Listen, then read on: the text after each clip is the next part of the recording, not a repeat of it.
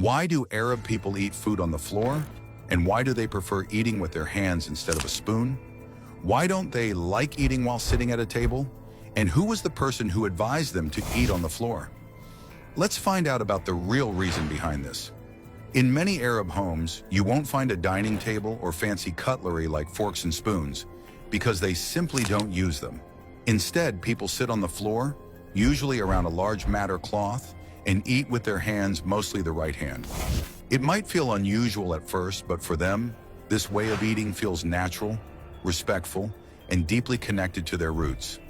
It's not about being poor or lacking modern furniture. It's a choice made from tradition and love for their culture. This practice goes back to the time of Prophet Muhammad, peace be upon him, who himself sat on the floor and ate without any table, showing humility and equality. Even today, whether rich or poor, many Arab families gather like this, sitting cross-legged, sharing from one big plate instead of individual dishes.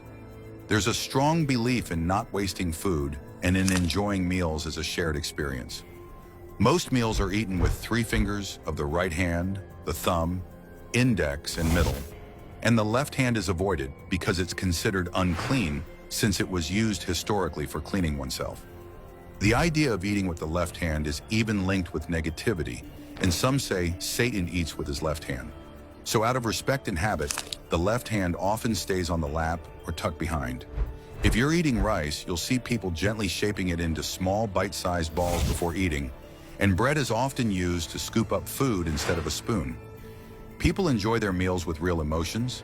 You'll hear slurps, maybe even a burp after eating, which is actually taken as a sign of appreciation and satisfaction. Sometimes people lick their fingers after eating, not to be rude, but because it's believed that even leftover crumbs have blessings. Water is usually drunk while sitting, and not gulped down all at once, but in 3 slow sips. Hot tea is never blown on to cool it. They wait patiently instead.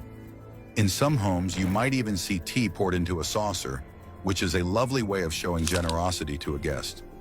Men and women often sit separately at big gatherings, but in smaller groups, they eat together.